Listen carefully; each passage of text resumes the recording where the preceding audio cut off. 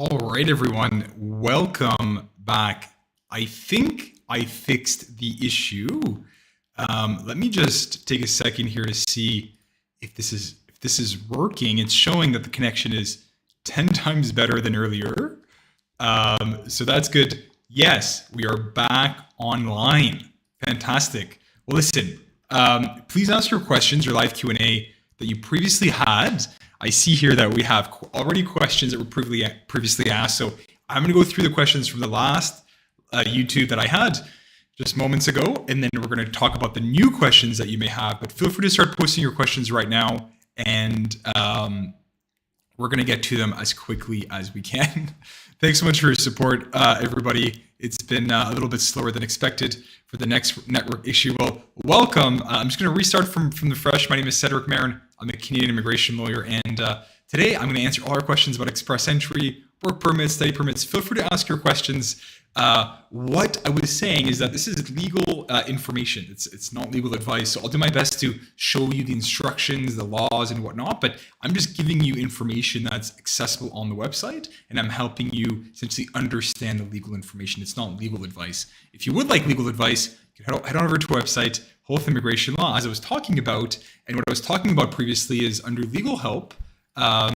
We have here a whole new section on misrepresentation. So if you are thinking about submitting an application and you want to know how to avoid a misrepresentation, what is a misrepresentation, right? It can lead to a 5-year ban, so it's pretty serious. And so take a look at that. My colleague Igor is putting these up right now. We have about 5 different or so pages that should be coming online in the next few days. But yes, withholding information or not disclosing information or misrepresenting your intentions are all different misrepresentations. So take a look at this blog. It's written by me and it has a lot of important information. All right, let's get to it. We're talking about express entry, and what I was talking about in particular is, for those of you who are new and just joining us, express entry is essentially a way that the government picks the best candidates to come to Canada. So you come to Canada and you get your permanent residency on the day that you arrive to Canada. So being a permanent resident means you can live in Canada, or you can work and study, and you have access to social services as well in most cases. The way it works is they look at your education, your employment, they look at all your skills, and they give you a score, right? So 10 points for this, 20 points for that, and your language as well. And the top individuals, before it was every 2 weeks, now they're on hold. We'll get to that in a moment. The top individuals get permanent residency. They get invited to apply for permanent residency. And then if their application is accepted, they become a permanent resident of Canada. So it's a very, very popular way for people to come to Canada, right? If they're abroad. Right now, there's also a in Canada stream called the Canadian Experience class, which is also under express entry. Now, what we do know is that, we're just talking about this, right? It's a point-based system. What we're just talking about is that before my live Q&A had issues, was that they currently have technical glitches with the live live Q&A, yes, but also with the rounds of invitation. So it's confirmed on their webpage, and I'm just trying to get to it right now. Read through express entry, how express entry works, profile, and here we go. So here they confirm that they're having technical issues. It's the same warning that was there, for the last few weeks. But, if I was to take a wild guess, I think that, yes, it's going to be resolved. Good. It's still working. Fantastic. My guess is that, yeah, it's going to be resolved in January. I was just saying on the other live Q&A that in 2023, they have new immigration levels plans. These new immigration level plans means that they are trying to get people into Canada, right? And so if they don't restart soon with the ITAs and the draws, right, they might find themselves in a scenario where they don't have enough people, right? But most importantly, right, they could also do a big draw of 15,000 or 20,000 people to make up for the last few draws. So we don't know, and IRCC is allowed to do this. When it comes to the draws, they can have one big draw, no big draw. It's really IRCC that gets to decide how they want to do this. So fingers crossed that it's going to come back in January. I know people have asked questions in the last Q&A, like a few moments ago before I had all the glitches. So if you allow me, we're going to get to the last questions, and then we'll move over to the questions right now. And I was also saying that I have about half an hour because I do have to prepare for a meeting. So let's try to get through as many questions as possible in this half an hour. We don't take them in chronological order, but really I take them in the most helpful questions that can help the most people. All right, so first question, nice and early, before the live Q&A even started, says, hi sir, postgraduate diploma in network administration and security in relevant field, maybe after BCA in VCC College. What is success rate of the Vancouver Community College? It's an excellent question. So they've actually published, and you're able to find the acceptance by DLI, so the acceptance by Designated Learning Institute. There's access to information requests going online. I think I have a copy of it. So it's not something that IRCC puts on their website, but it's something that you can request through an access to information request to know what schools have the different acceptance. And I'm not going to get to it because you're just asking questions specifically about your school, but I encourage you to Google ATIP, visa study rates and whatnot. It's going to talk about the visa success rate for different universities, but honestly, it's very fact dependent, right? Do you have enough money to go to school? Do you have a letter of acceptance? Does it make sense in terms of your career? These are all considerations that they're looking for study permits.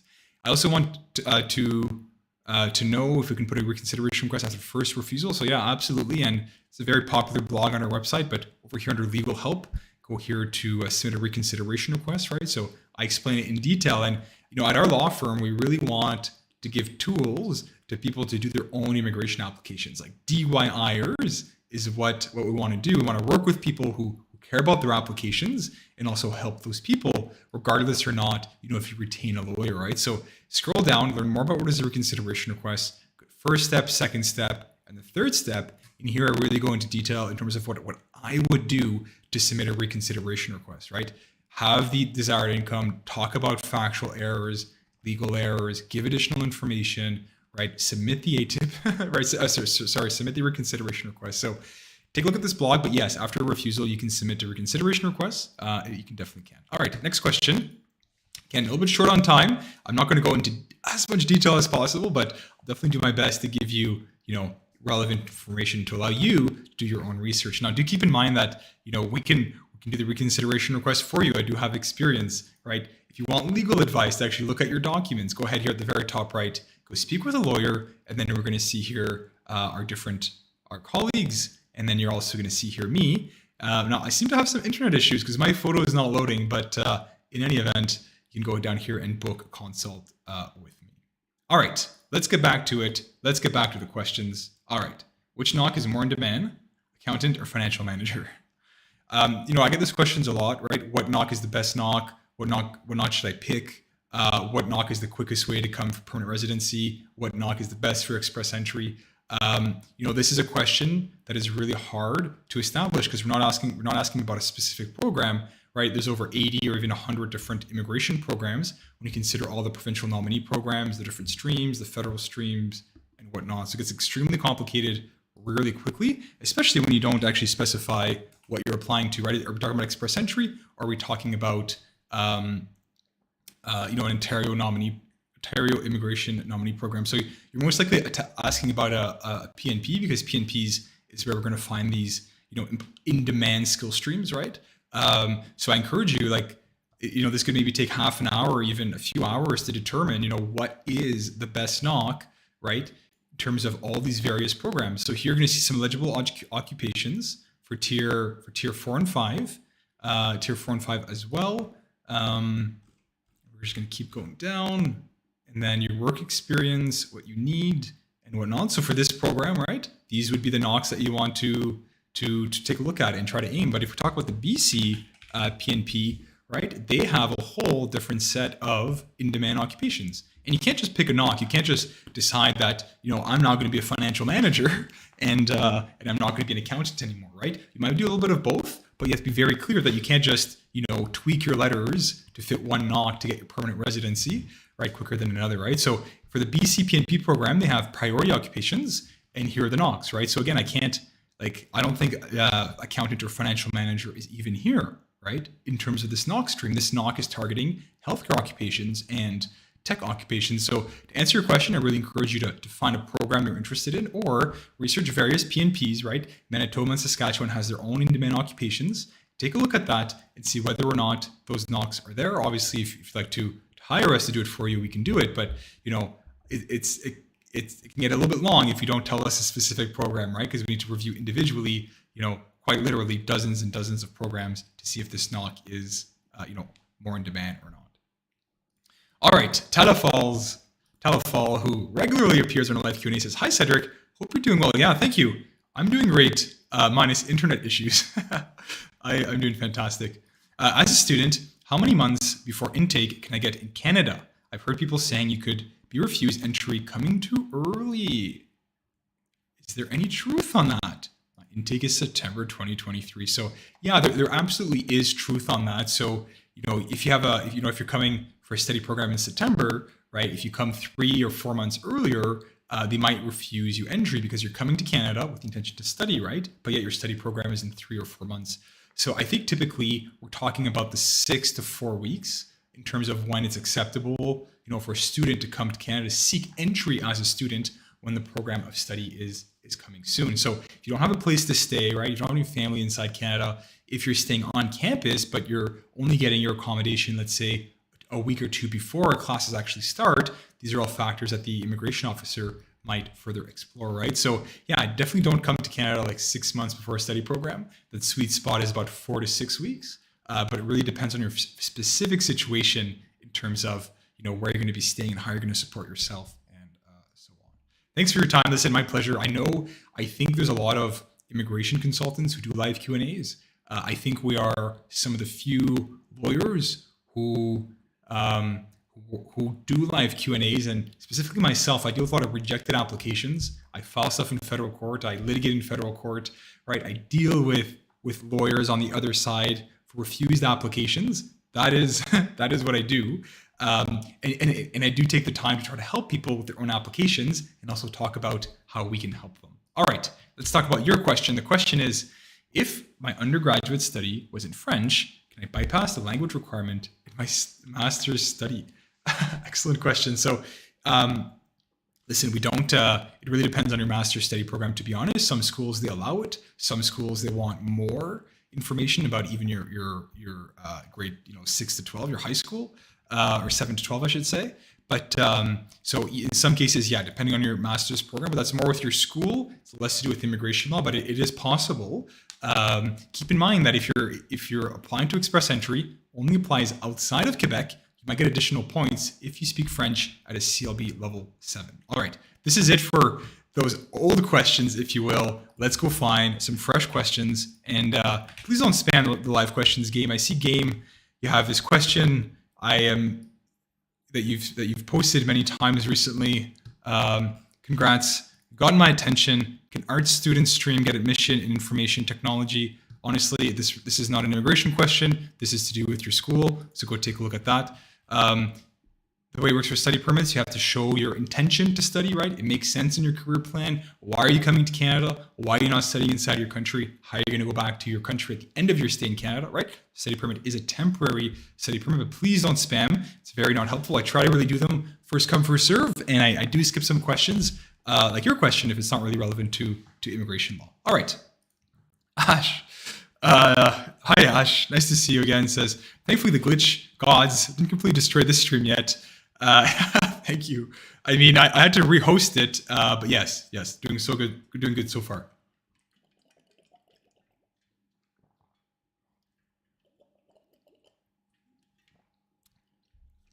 Alrighty. Can spouse of international IET get open work permit? I don't know what open work permit is. Sorry, I do know what open work permit is. I don't know what IET is. Go take a look. LMIA exemptions, right? So general rule to come to Canada to work, you need either an LMIA or you need to work. Wow. I mean, it depends on how much detail you want to talk about, right? You either need an authorization to work without a work permit, very few cases, or you need a work permit. If you need a work permit, you're going to need what's called a labor market impact assessment, or you're going to be exempt from a labor market impact assessment. In your case, IET. So this is the operational instructions and guidelines, and we go back to this a lot because this is what visa officers use to help with your application. I think you mean IEC, International Experience Class, and the answer to that is no. Spouses can't get a work permit under the IEC, but they can get their own work permit, right? Like both spouses apply for their own work permits through IEC, not as a dependent of one another. But if I just type in your acronym IET, it's not giving me anything. And to be honest, I'm not familiar with this. Maybe it's a typo, but yeah, please, Danish, feel free to re-ask your question about the IET. All right, Christian says, hi, Cedric. Do you know when next CRS draw will be? Well, I think I covered that earlier. I like my best guess is soon, and I really hope that they take more than 4,750 applicants. They still have a big backlog of COVID applications to go through, but generally speaking, a lot of applications are being processed in 4 to 6 months, which is fantastic. It's really, really good news. Luco says, hi to all. Hi, Luco. Hi to you. We have Afbat says, hi. Well, thanks for joining us, guys. Akbar says, hi, I'm CC Inland trying to add my son to my ex-wife as PR. Do I need some custody or IRCC form will be enough in case his mother doesn't join him? Trying to add my Inland.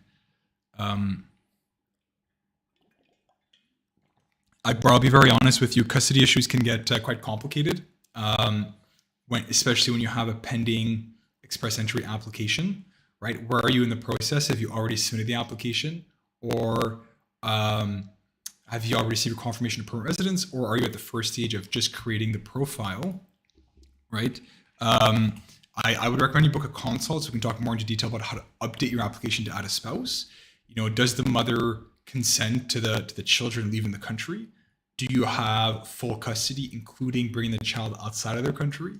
Do you have the change of circumstances? Do you have enough income to support to add somebody to, actually doesn't apply for CC, that's only federal skilled workers, but did you declare them? Did you declare your ex-wife and your son in your express entry application? Are they accompanying, non-accompanying, or are you in the process? I'm really cautious with providing legal information about custody because it can get really tricky depending on your country in specific cases. I will refer you though to what's called express entry assessing an application on section A1112. If we go all the way here to the bottom, see more about changes in family composition. Again, a little bit trickier than it says here. So pay the fees online. So go online, get a fee receipt, complete this form, obviously. But does the mother consent? Do you have custody? These are all other questions that I'd be curious to know about. IRB Fox says, when is Mark going live? So we were closed. We're closed on December 26th on Boxing Day and on January 3rd. But generally speaking, we continue to take clients, and we're working with a lot of clients right now.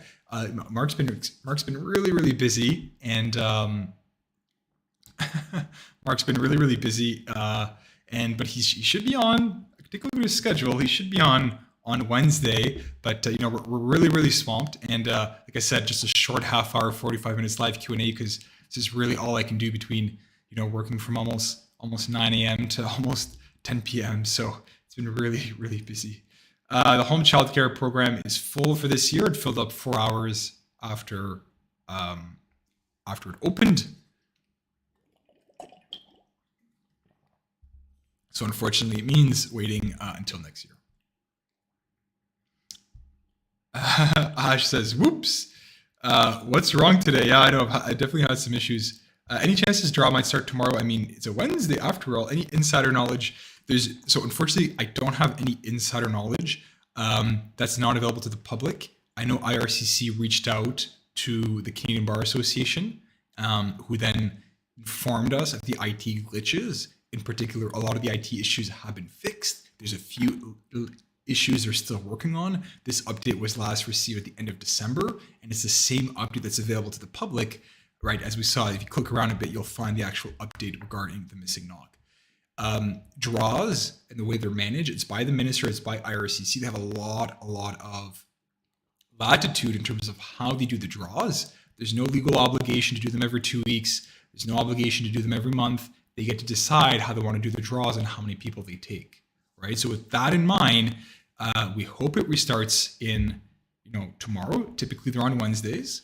Hopefully it restarts tomorrow. Hopefully they take more than 4,700 individuals, right? But keep in mind that what happened at the end of November is people were getting ITAs who should have never received ITAs. So I had a few people contact me saying, listen, I know I wasn't eligible for CEC. I just got an ITA for CEC, right? What do I do? Well, obviously decline it. There's no point in paying the fees and putting in an application if you know you're going to be ineligible. And IRCC confirmed that. But no, don't have any inside knowledge. It's not available to the public. We did get asked, though, by the Canadian Bar Association through IRCC to essentially spread the word that, most of the technical issues are provided, but they still continue to have some issues. Amongst us, nice to see you again. Nice to speak with you as well. I know we did chat at some point. It says, hello, if 6 months passed for the gift deed, I don't have to prepare one for the proof of funds, correct? So excellent question, right? So you have to provide statements from your bank account for the last 6 months. And if there's any large amount or any large deposit, we usually recommend you provide a gift deed, an explanation for how is there a $20,000 deposit inside your account? And essentially IRCC wants to make sure it's not a loan, right? But really a gift deed, right? Your parents are gifting you, your sibling, someone is gifting you money. You don't have to pay it back to meet the proof of funds. So, it varies per situation, but generally speaking, right, this is what we recommend. Now, if you have a lot of money, before the 6 months, right, is it reasonably explained with your employment situation? Are you employed? Does the money come from? It could be a good idea to give the gift deed, but if it doesn't show up like a large statement, in that case, it might not, but really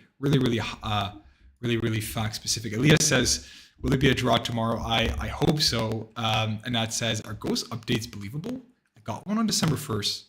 Then I called IRCC and I was informed that my eligibility was passed. So eligibility gets checked first. It's been 40 days, but no updates. Yeah, so I don't know what you mean by ghost updates, but sometimes, yes, the profile online updates without us ever receiving a letter from IRCC or a notification. So check your online account. I'd say maybe once a week, right, to see if you're looking for the status, or even more often to look to see whether or not you might have missed an email, whether or not they actually sent you an email. But yes, sometimes stuff updates in the accounts without us actually receiving a concrete yes or no. All right, should I prepare a proof of funds paper for bank for exactly 6 months from the ITA, or adding 1 or 2 weeks to give it a better impression? Well, yeah, so when we talk about properly preparing an application, and when I work with a lot of clients for express entry, we're going to follow what IRCC is telling us by the letter, right? So they want 6 months, we're going to provide 6 months. But you should also think about how can you strengthen your application, right? So yes, if you can provide 7 months of bank statements, or six weeks and 6 months and 2 weeks, that's great, right? But this is just and it's hard to talk about what's needed in an application without going to the completeness check. And we talk a lot about this, but I can't tell you how important this page is. Like, Google this page, find this page. This is what it looks like. I can post it in the live stream. It's for the old one. You can find the link. Just Google this, you'll find the link, or Bing it or whatever. Just search for it, you'll find it. And it's so important. Like, follow this to the letter, because your application will get rejected. Right? Put yourself in the shoes of IRCC officer. You get to work. You have literally more than 1 million application pending. Take an application, you look at it, and it's going to take you maybe 2 hours to go through it. But within 10 minutes, you open the document and you realize, aha, they did not translate the affidavit. The affidavit about the gift deed is in Arabic. It's not in French or English. Rejected, boom. That counts as one process file, right? So you definitely don't want that to happen. You want to, provide at least 6 months, and we can get to proof of funds, right?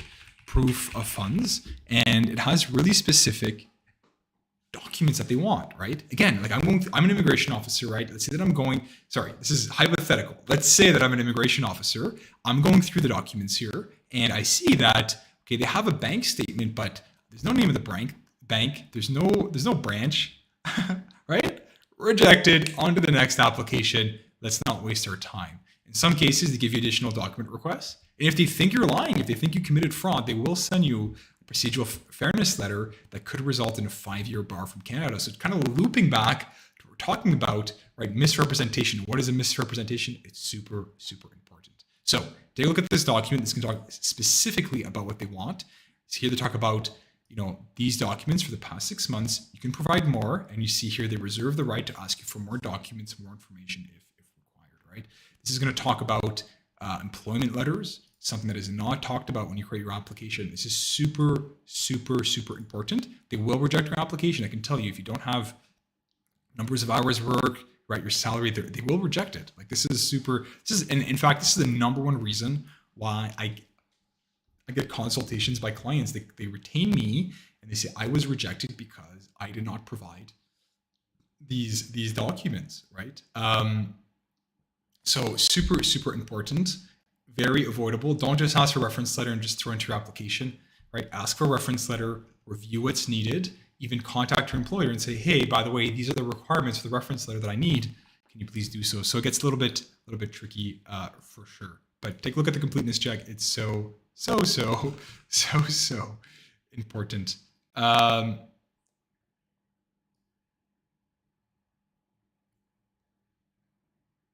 And that says, my question was descriptive. And now let's go back to your question.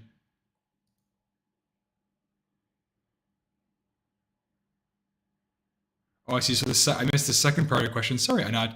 Second part says, so is eligibility so eligibility gets checked first.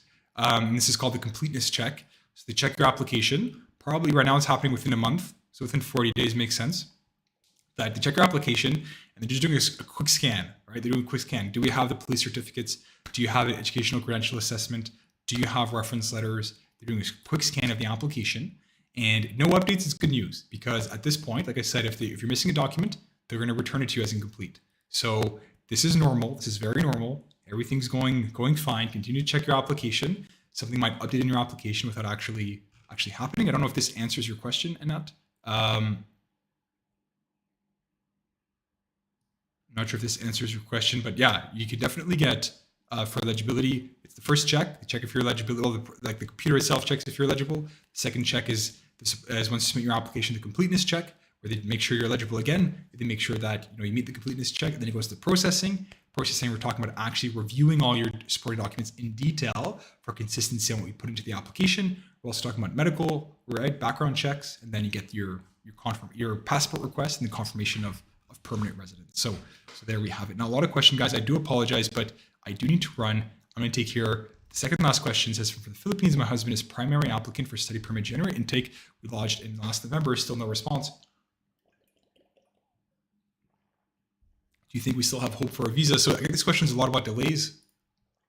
Let's take a look here at the IRCC webpage. So here we're going to go for delays. It's called check processing times. Right, and then we go here to study permit from outside Canada. So right now it tells us about 9 weeks. So in your case, you applied on November 2nd. And so, they're still within the expected processing time. Some visa offices, it takes longer, some of them take shorter. And also depending on your situation, right, on how busy the visa office can have an impact. So is there still hope? Don't miss your admission date, right? You might have a final date to get a refund or to defer. Obviously, don't miss those dates, right? But you could wait, before, a day or two before that final date to make that request to the university or college, right? So definitely contact your university or college, the DLI, and talk to them about the situation. Is there hope? Yes, but you're getting really, really, really close. All right. Last question here. Your second last question says, previous express entry refused because wrong, not good. Listen, we just talked about how important employment is for express entry, and here's an example. Employer generally stated carries out admin. Is it possible to have them elaborate on the new application to have it aligned with admin knock? 100% what I recommend to do. Right? Always provide. You have to. It's in the law. It's in the regulations. It's in the ministerial instructions. The letter needs to show how you meet the lead statement and the main duties. And this is the final question. So let's go over about how we actually do this. How do we actually find your knock code, right? So we're going to head over to this website. Well, sorry, it's two-part. Let's just talk about the completeness check. Do I have it open? I don't, but right, we talked about this in the completeness check. We talked about how important it was. Literally just moments ago, we talked about the proof of work experience. And in the proof of work experience, they talk here about, right, job duties and responsibilities and whatnot. This is the descriptive, what they want. And here's what we're actually talking about, main duties, right? So it's a national occupation classification. And in your case, we're going to search by job title and we're going to go admin and let's see what comes up, right? So again, I don't know about your case. This is not legal advice. This is just a hypothetical scenario that we're going to pick an admin case. So here we're going to pick human, let's see here. See here some of the knocks that I've already taken a look at. These are all management positions. Let's take a look. Oh, we're already on page 2. Let's take a look here at library, archives, museum, and art. Oh no, it's managers, lawyers, judges. Maybe it was on the first page, but what I'm trying to get to is that once we pick our knock code here, so let's take here an administrative officer, right? So this is the knock. Here's the lead statement, right? So you need to meet the lead statement. You have to be working, you could supervisor, administrative officers or supervisor, including this group. You're employed through the public and private sector, right? You work on, this is what you do. And then here we have the lead statement, lead statement above. And here we have the main duty. So you can't write your own reference letter and submit it. It has to be written by employer, it has to come from your employer, right? But this is what it has to meet, right? So your letter of reference could be 2 or 3 pages. It needs to be descriptive, very descriptive about what you've actually done. And don't just copy paste this. This is not going to be allowed, right? You can't just copy paste it, but let's talk really about what you've done. How do you achieve this? How do you establish work priorities and delegate work to support staff, right? So when your responsibilities could be, right, meeting and liaising with support staff in the office to organize priorities and delegate work according to priorities, right? Again, hypothetical scenario. I don't know what you do. Rashida too. I'd love to work with you to review your reference letters, to review your express entry application, right? Go over here to our website, Holth Immigration, HOLTEH, also a link in the description. You're going to find here about how to book an immigration consultation, why you should work with us, what we offer, and so on. We also have a whole section about express entry. You can learn more about that. At the very top here, speak with a lawyer. So sorry guys, I must go. I want to thank you so much for your time. I do live Q&As on Tuesdays and Thursdays at 8 a.m. Eastern time, so 8 a.m. Toronto time. I do telework abroad, so I am available for those who are abroad. So do reach out to me. I'd love to work with you. Mark should be doing a live Q&A on Wednesdays and Alicia as well on Thursdays. So keep an eye on our YouTube page. But as I mentioned, we're really swamped. We're really busy. We have a lot of clients with a lot of work on the go. Hence, we're trying to prioritize that instead of live Q&As. But we're still trying to find time to reach out and speak with you and share some legal information. That's it, guys. Have yourself a wonderful weekend.